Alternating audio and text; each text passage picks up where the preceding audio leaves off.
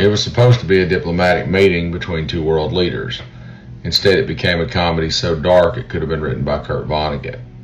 There stood Mark Carney, former governor of the Bank of Canada, Bank of England, and now the newly minted Canadian Prime Minister, armed with intellect, restraint, and an understanding of both the global economy and how the world actually works. Across from him sat Donald Trump, resuscitated grifter-in-chief of a crumbling American empire, a man who treats complexity like it's a personal insult, and gentle Jesus Christ did he prove it.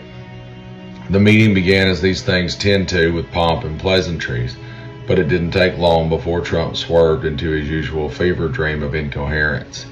He blurted out nonsense about tariffs being good for inflation, claimed Canada's central bank was owned by the Queen, and explained his revolutionary new trade policy. If we just print more money, we'll all be rich. Mark Carney blinked slowly, the way a doctor might after being told that his patient thinks his pancreas is a musical instrument. This wasn't diplomacy, it was a toddler's first day in a graduate-level economics class.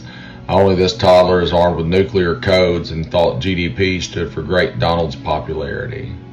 Now let's be clear, Donald Trump doesn't understand economics. He doesn't understand geopolitics, and he doesn't understand diplomacy, decorum, or basic arithmetic. The man speaks about macroeconomic systems like a drunk tourist asking if he can pay for sushi in pesos. He stumbles in the room.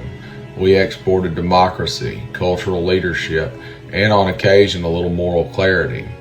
Now we export circus acts in ill-fitting suits, rolling out red carpets for their own delusions.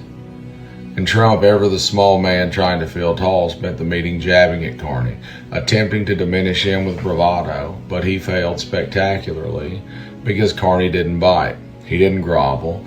He didn't stoop. He simply let Trump implode under the weight of his own ignorance. And that, perhaps, is the most cutting diplomacy of all. Just let the fool keep talking. And what of his cabinet members? Oh, the gaggle of sycophants who nodded along as if they understood a goddamn thing. J.D. Vance whispered sweet nothings to the press about disruptive economic strategies, while Peter Navarro mumbled about Canadian conspiracies. Kash Patel tried to redefine trade imbalance using a Crayola diagram in a fever dream. They looked like middle schoolers trying to bluff their way through a quiz they didn't study for and then blame the teacher when they failed. What an embarrassment. Not just for Trump, not just for the cabinet of wind-up dolls, but for the nation they allegedly represent. There was a time when America's word meant something. Now it's become a punchline whispered in Brussels and groaned about in Tokyo.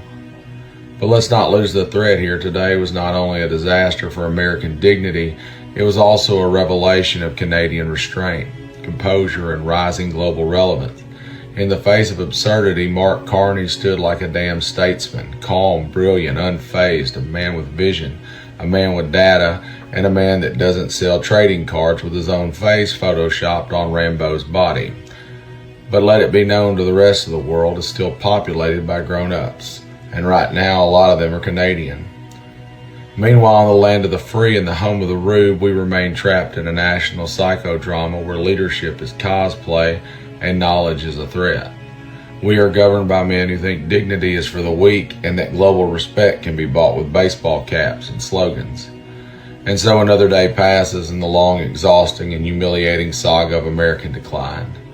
We may be armed to the teeth, but we are led by empty suits peddling autograph stupidity while the world quietly moves on.